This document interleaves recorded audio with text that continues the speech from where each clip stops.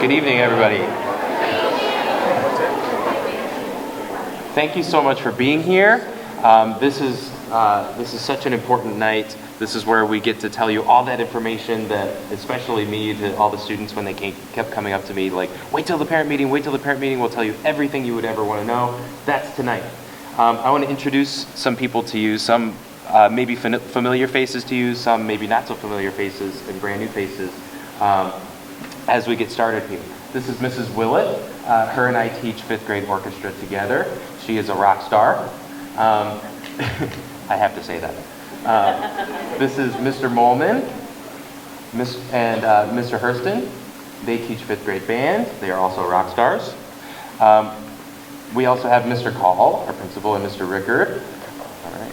We also have our curriculum director, Mr. Hodge, is in the back.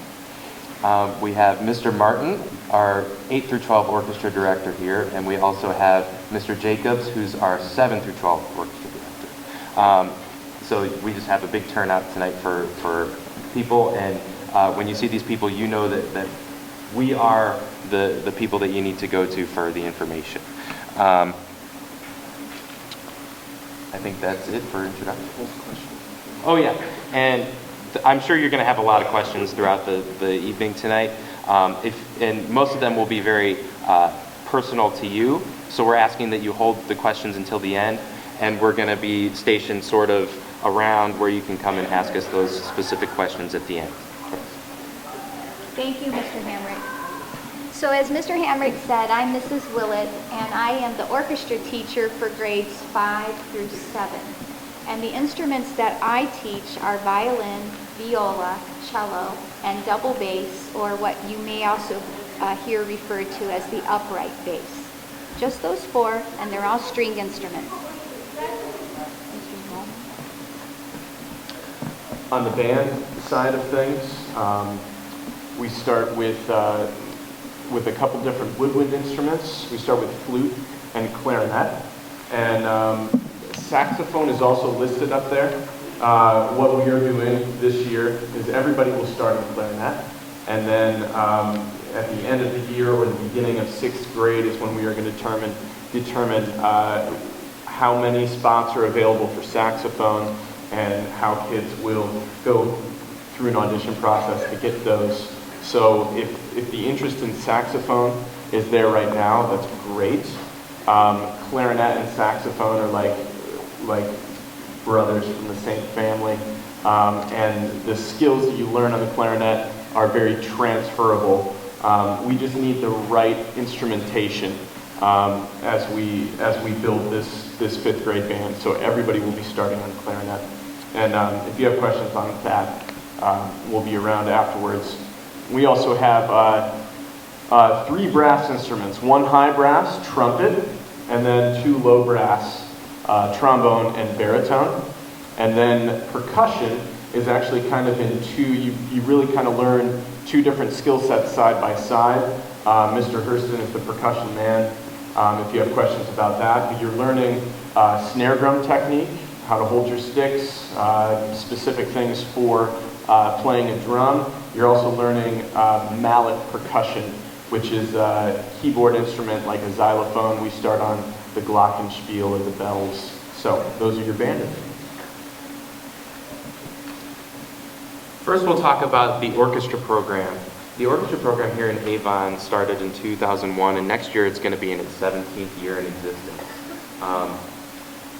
Mr. Martin, who's sitting right there, he started the program when he first started working here, and it's offered in grades 5 through 12. And some very cool things about the orchestra program, once you really start to see through the program and get into middle school, you have the opportunity to audition for a group called Wired, where if you've ever been to a 5th grade orchestra concert or a middle school orchestra concert, you've heard this very cool pop ensemble that Mrs. Willett has started, which is kind of a cool lead into the electric orchestra at the high school, which is another offering, which is a very cool ensemble with lots of electric guitars as well, and drums, and electric string instruments.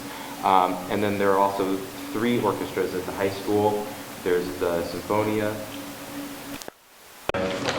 Philharmonic and the chamber orchestra, and then they also, the chamber orchestra also mixes with wind and percussion instruments to create the symphony orchestra. So there are so many different things that you can do with your orchestra skills, and just from learning violin, viola, cello, and bass. Our orchestra program is structured in a way that helps the student grow and learn musically in a step-by-step fashion. You don't have to have any previous experience or any musical knowledge. We'll start you off that very first night, even teaching you how to open your case. And it's set up that way so that kids can really feel good about what they're learning, because if you think about it, playing a string instrument, or any instrument for that matter, is a pretty adult thing to be doing. You're multitasking, your hands are being asked to do two different things at once while you're reading a piece of music on the page, and you're listening to the friends in the group around you, and you're trying to be in sync with them. And parents, as you can imagine, this is a wonderful skill for a kid to learn right now. We divide it up basically into the 2 semesters. First semester, our focus is on the fundamentals, teaching the student how to properly hold the instrument so that they can make a good sound, how to use their left-hand fingers for proper placement and their bow. And then we move into mostly just ear training that first semester, and we give a concert to show you what we've been doing later in December. And then the second semester, our focus becomes a little more slanted towards the music reading, and but we'll keep those other skills going and keep trying to polish and perfect those skills. Like I said, we do a lot with ear training and music reading, and most of my training is in Suzuki education. I am Suzuki certified, but I also use a lot of traditional approaches to teaching music. And so what's really great about it is that we can help the kids make a very smooth transition from the 4th grade music classes that Mr. Hamrick is teaching, and try to relate those concepts that the kids learned when they were down in his classes to these instruments, and try to apply those skills as well. The book that we use is called String Basics, and it's really a great book. I just love the teachers that designed this whole program. There's a wonderful subscription that comes with the book that allows you to go online, and there's some really wonderful online resources where the kids can play along to some different tracks. They can look at a DVD and kind of see a really great example of what they should be doing as a player. So it's a really great resource for when the kids are at home practicing. We grade the students. Yes, you do receive a grade for instrumental music, and we grade our students mostly this first year on their participation and interaction in the class. Most of what we are going to be doing is very hands-on, and it's very much in the class. At first, they're not going to know enough for you to say, now go in your room and practice for 30 minutes. They're just learning how to hold it, and so gradually that time will increase, and gradually they'll be able to do more and more. And we're going to break those skills down into different segments for them, and they'll be earning some ribbons. So each time they master a skill, they're going to get to earn a ribbon, like when they can hold their instrument the proper way, or once they accomplish the bow hold or whatnot. And so at first, I'm asking the kids to just try to spend a little bit of time with their instrument on a daily basis. And as we learn more, that time that they practice will increase. And by the end of the 5th grade school year, they should be practicing nearly every day, 3 to 4 times, 5 times a week, and they should be spending 10 to 15 minutes with their instrument at each time. And we also are grading them on their attendance, and we indicated to you already about their participation, and of course their participation in our concerts.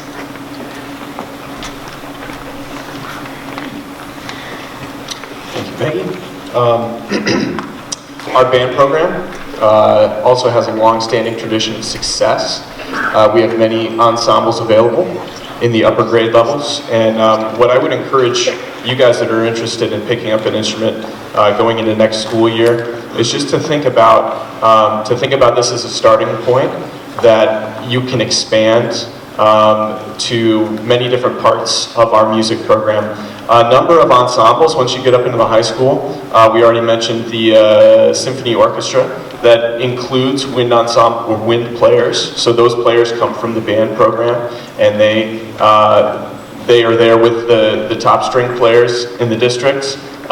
They make up that ensemble. I have the honor of running the jazz program for our district. So at both middle school and the high school levels, I have orchestra kids that are in my jazz bands, and we have, so there's a number of different ways that we cross over. 5th grade level is really when you are getting your feet wet in the program, and I know that my fellow educators, we encourage participation in as many things as possible. And if your student is motivated and working really hard, we are going to open as many doors as possible for them. So the instruments that we already mentioned, those are the ones that we start kids off on at the 5th grade level, and then there's many different places that they can go to. At the middle school level, we introduced the double reeds, the oboe and the bassoon.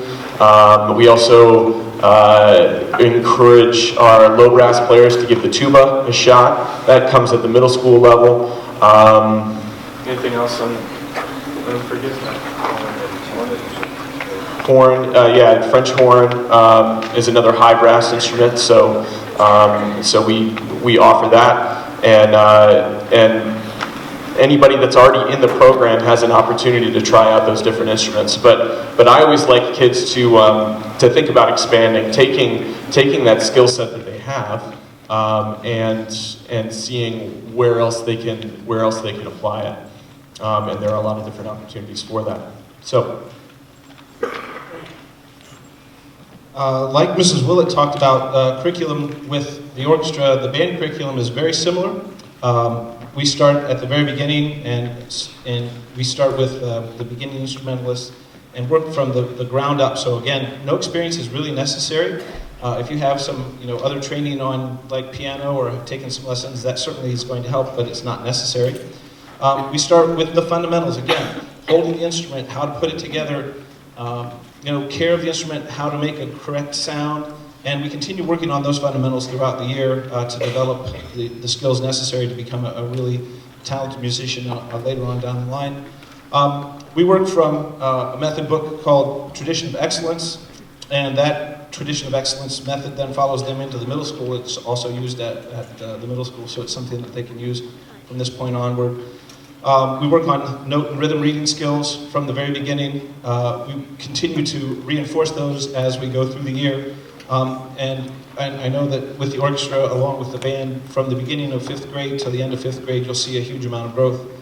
It's one of the most exciting things as an educator that I get to see somebody who's come in and had very, very little skills, and by the time they're done, they can play through several songs and have a good foundation for what they're going to continue on into as they get older. And again, we try to make the transfer from 4th grade music a very smooth one. Mr.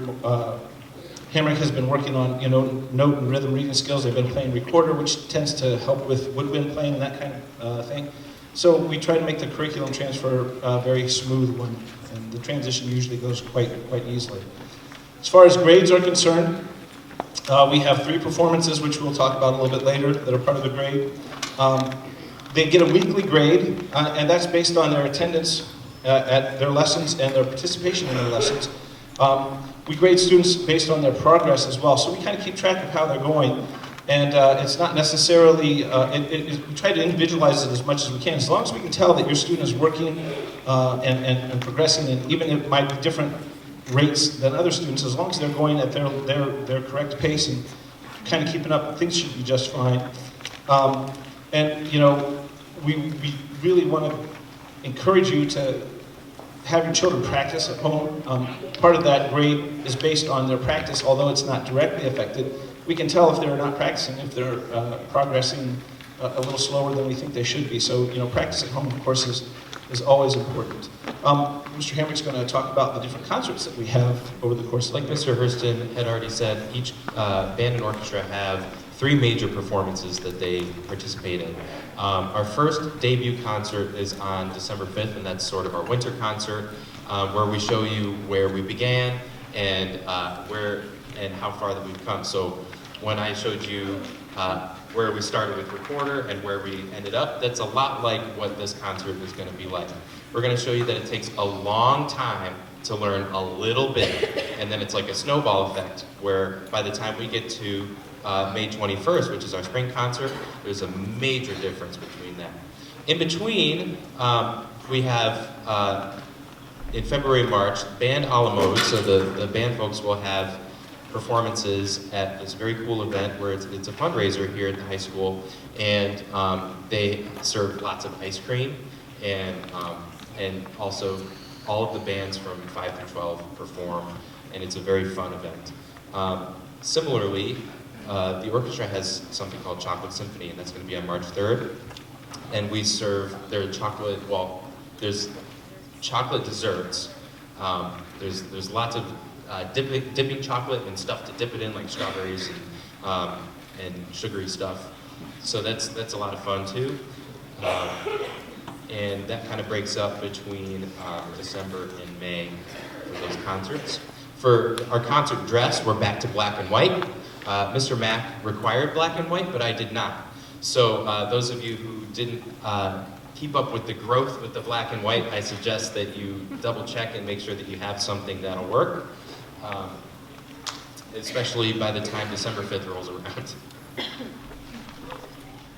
I'm going to talk a little bit about our weekly schedule for lessons.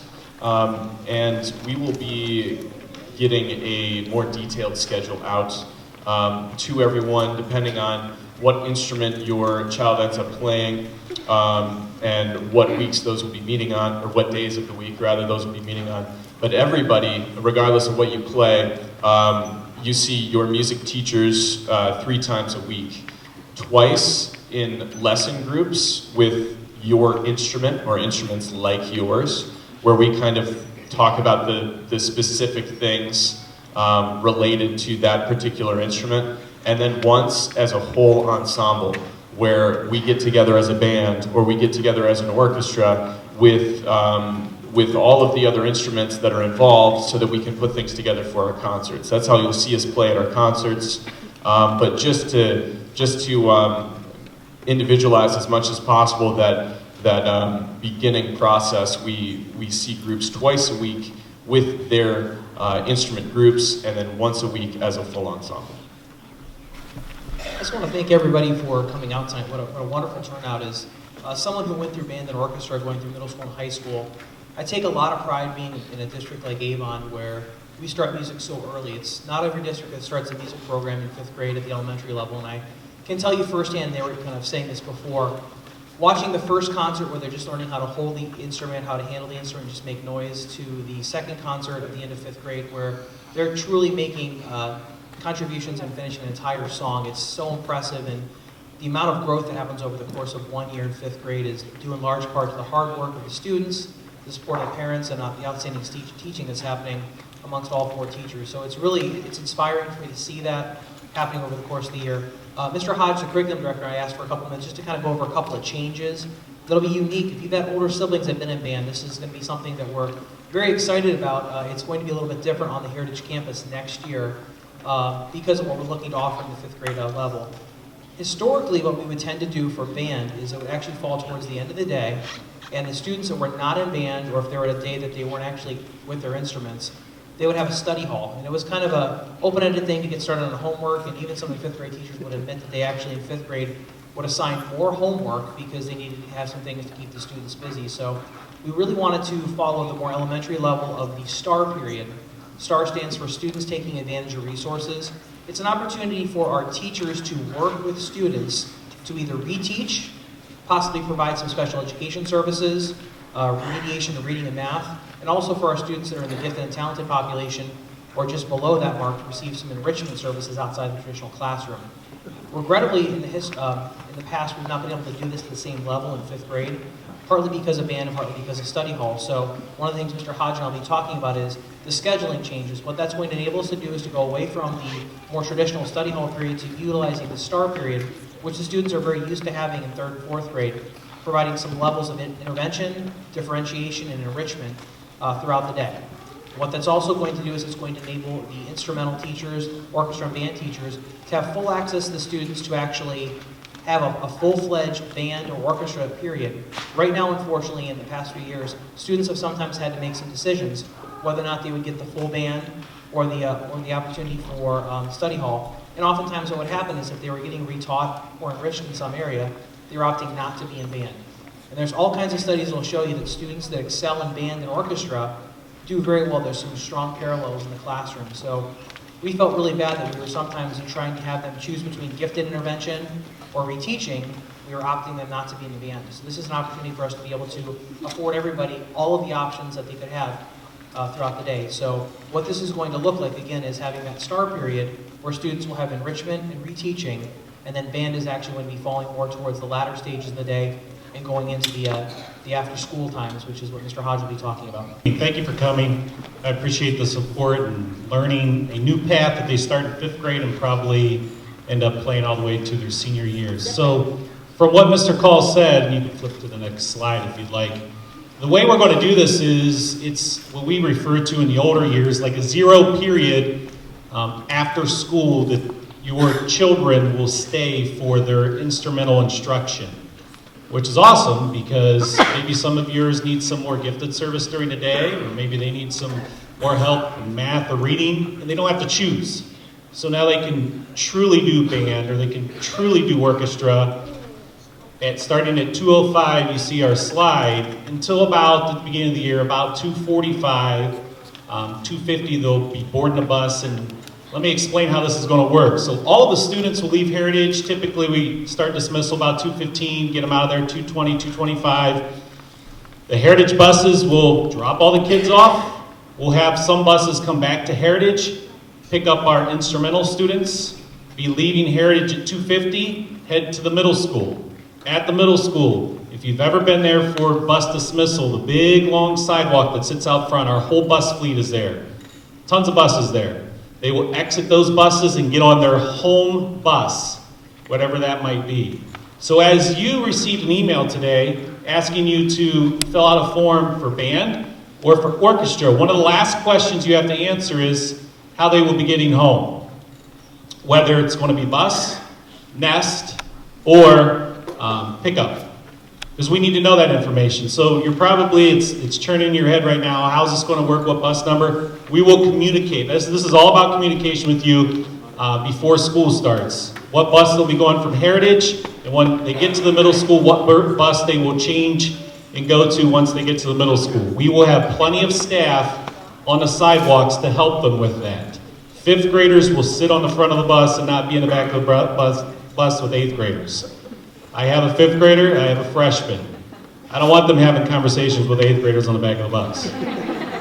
Okay, they'll figure those things out later. They don't need to figure those things out in 5th grade. The other piece is, you're probably wondering, this has been done before. We have about 80 kids that come to Heritage Campus now at the end of the school day, grades 3, 4, and 5, and disperse off private school buses and get on our buses that are at Heritage to go on their home bus, because financially, it makes sense to us. So we were able to do this and I think provide more opportunities for kids instrumental music-wise and also just core academic-wise at Heritage, so we're pretty excited about it.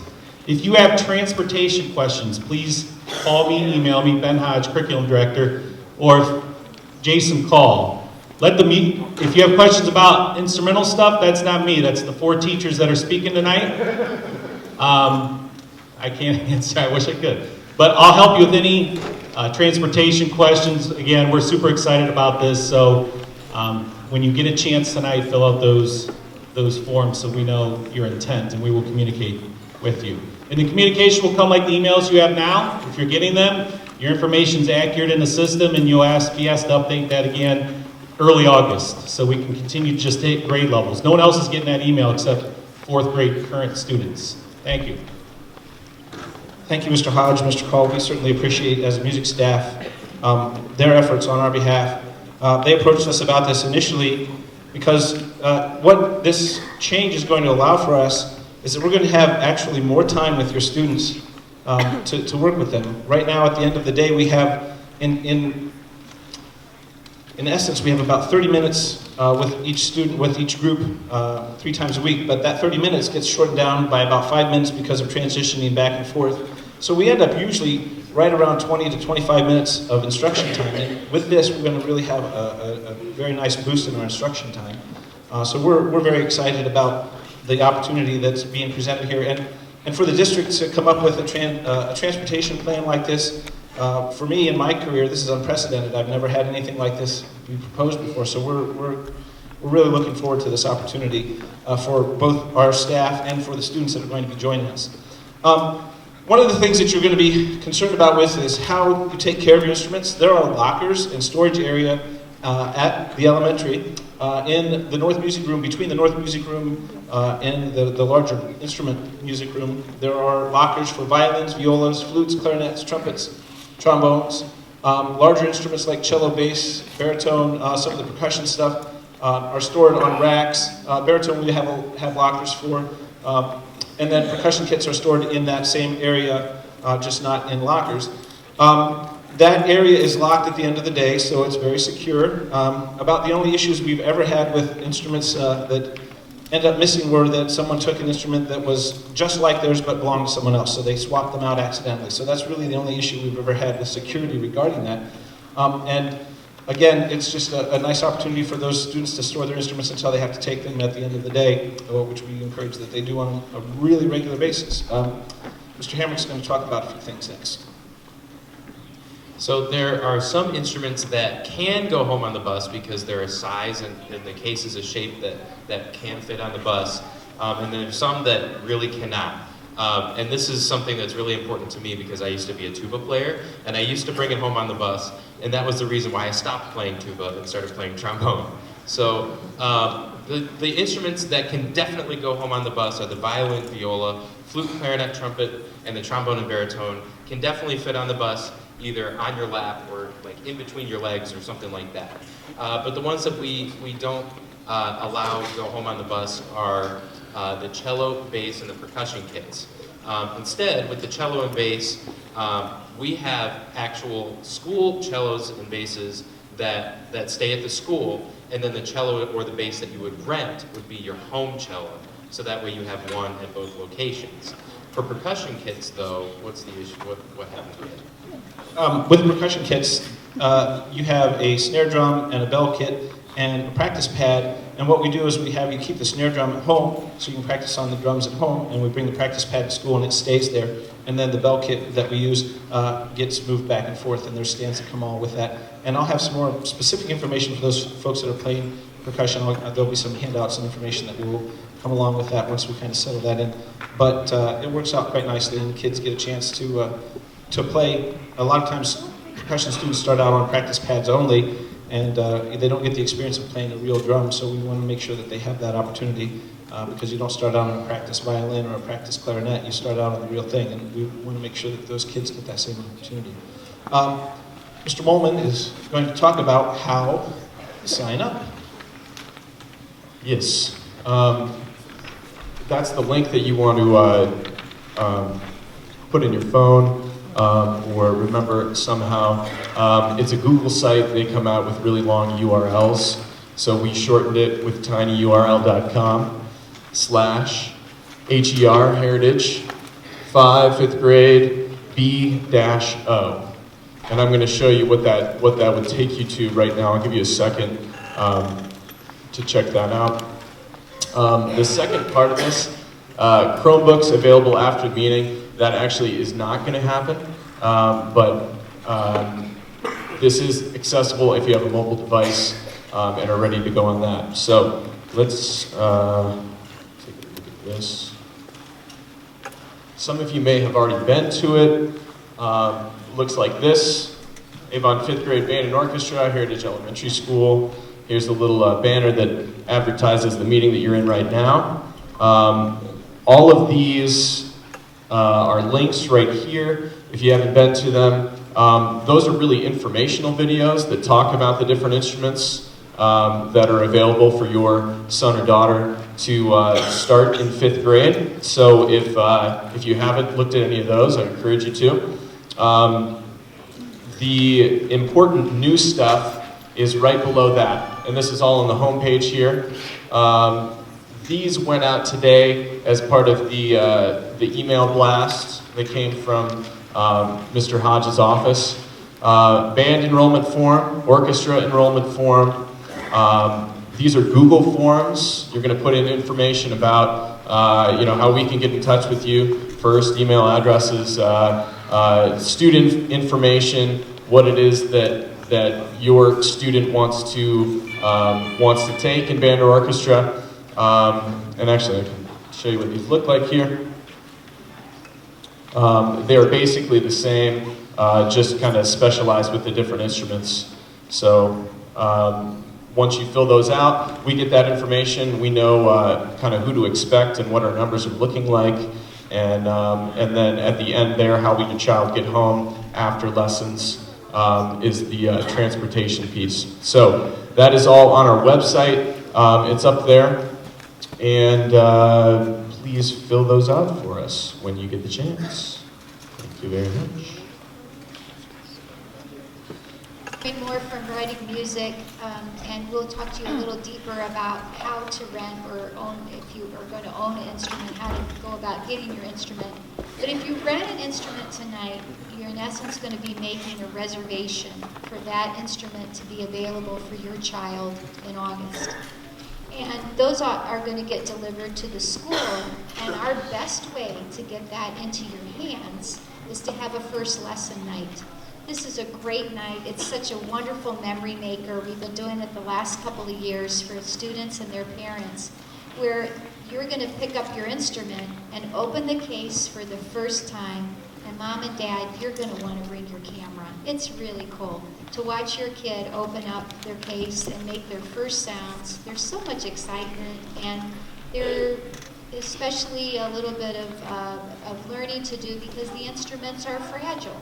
And so we want you to be on deck with us to help the kids learn that part of the lesson so that nothing gets broken. And the dates you can see are up there for orchestra. And again, I would strongly encourage that you bring your camera. And we do a very similar thing with the band program. We kind of condense it into one night, and you have times on that night. That's a Tuesday, the 29th of August. And Mr. Moellman and myself are there, and we, again, just like Mrs. Willett said, the orchestra kids, we show them how to assemble their instruments, we show them how to take care of putting it together, taking it apart.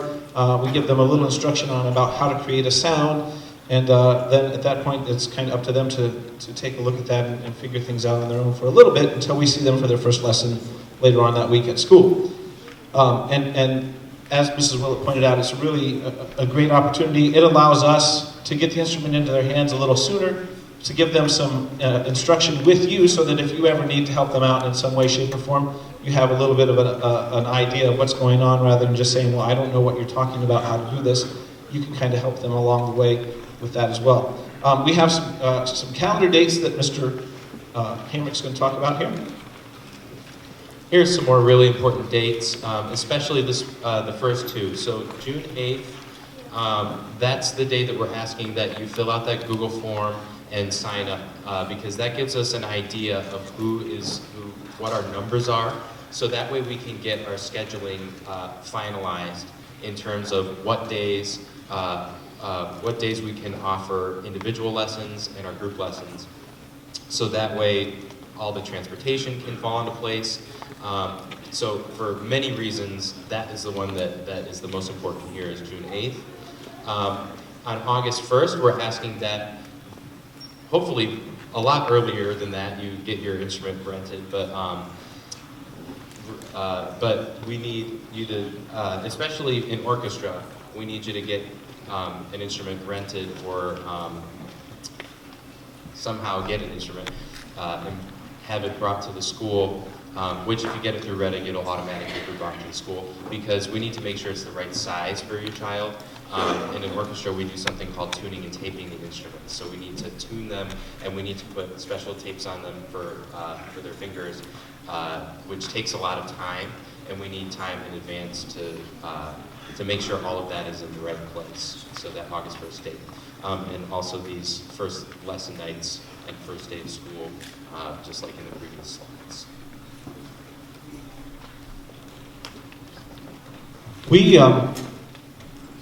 There are several ways that you can acquire an instrument. You can rent the instrument, which is what we as a staff suggest, and I'll talk a little bit about why we suggest that. If you happen to have a family instrument that has been in your family for a couple of generations, maybe even sometimes, that is certainly a way that you can use an acquire an instrument. And you may also purchase an instrument, which is something at this point that we generally don't suggest. And the reason that we talk about renting an instrument initially is because that way, as you're renting, you pay for the instrument as you go along. And if your student decides after the first year of their commitment that they're no longer interested in, you don't have a commitment to that instrument. You haven't bought that instrument. You've only paid for the time that you are using it. And it makes it a little bit more affordable for people to handle that situation rather than putting out a bunch of money up front.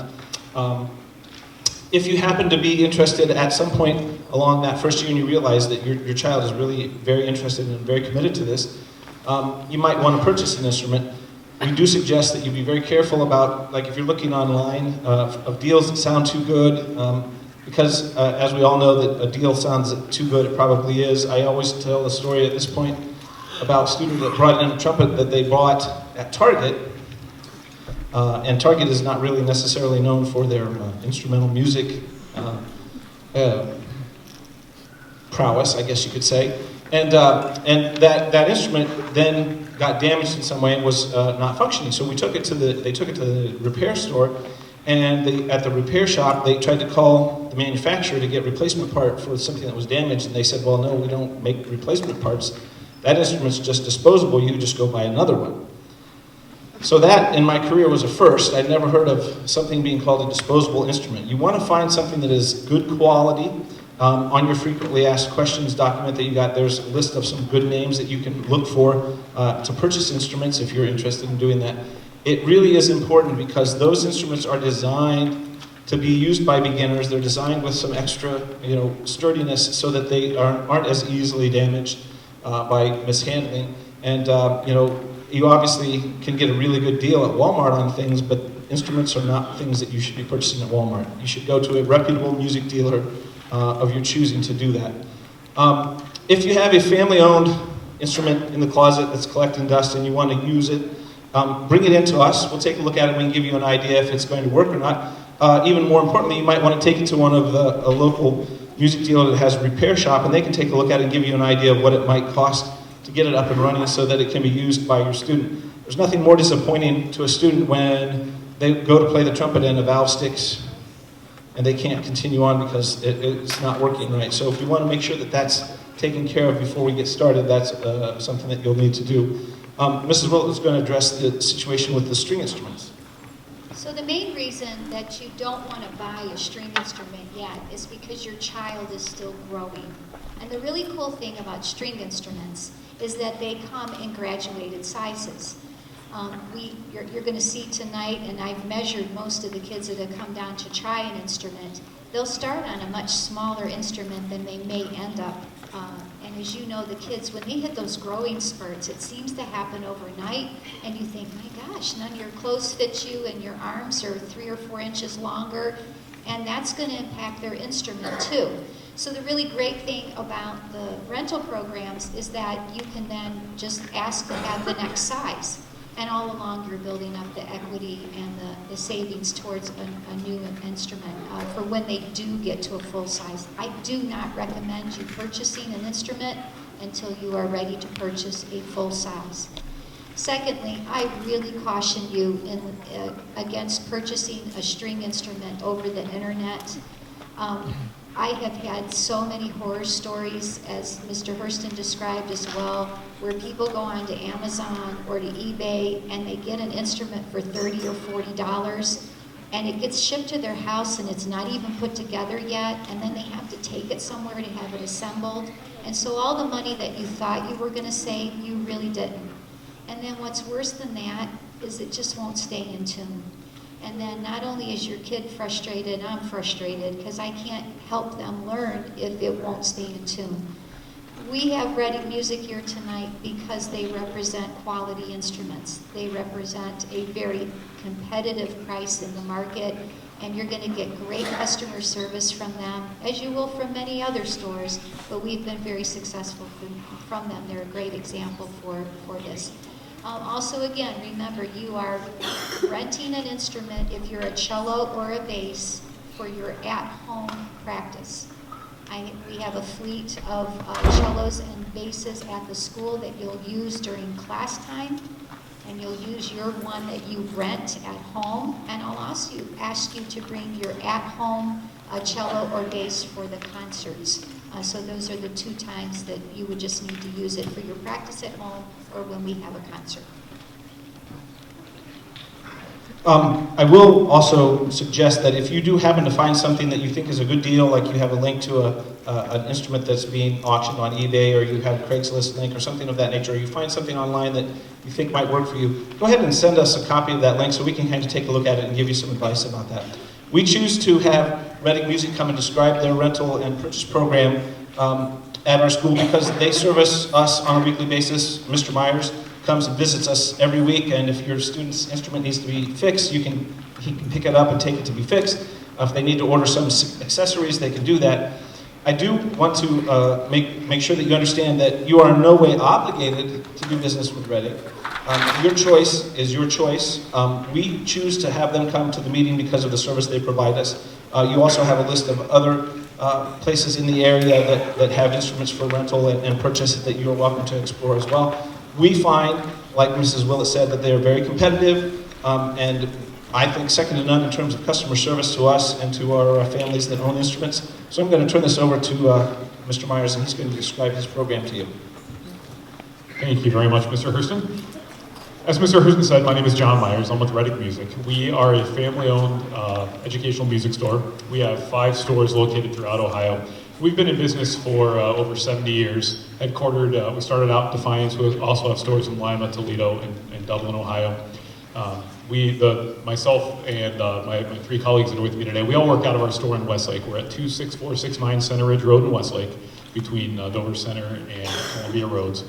But like Mr. Hoersten and Mrs. Willett said, I come out here to the school every week, at least once a week. I come out every Thursday, and sometimes we'll make extra stops throughout the week as necessary to take care of anything that you or your students might need or that your teachers need in terms of instruments, repairs, music, accessories, any of those sorts of things. So we'd love to have you come visit us at the store, but we know how busy your lives can be with your jobs and your children and so forth. So anytime you ever need anything, we're only a phone call or a click on our website away from getting everything that your student needs here, I should say to Heritage or to the middle school or the high school, whichever building at which your student is currently enrolled in band or orchestra. We can do pickups and deliveries at any of those buildings. Now, I'm going to talk a little bit about how our rental programs work. And hopefully on the way in, each of you received one of our brochures. We have 2 separate brochures, one that describes the band program, which is this 1-page blue thing here, and one that describes the orchestra program, which is the red one. So I'm going to start real quickly with the band program. We start all of the rentals off with a 3-month trial. So your student's going to be starting on flute, clarinet, trumpet, trombone, or percussion. That 3-month trial is $4 a month. So you'll pay $12 plus tax, and that'll cover the instrument for your first 3 months. We will make sure to have the instruments here.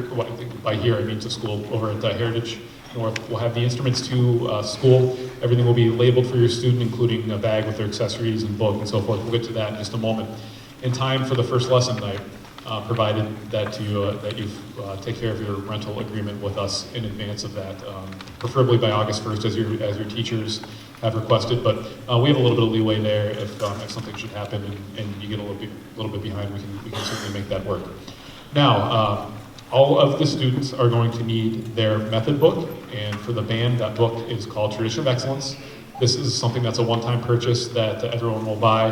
The books are $11, except for the percussion books a little bit more expensive because you're really getting two textbooks in two in one. But that really is a great way to think about what this book is. It's the textbook that your students are using to learn their instruments. They're going to be using that book every day in class while they're in the band.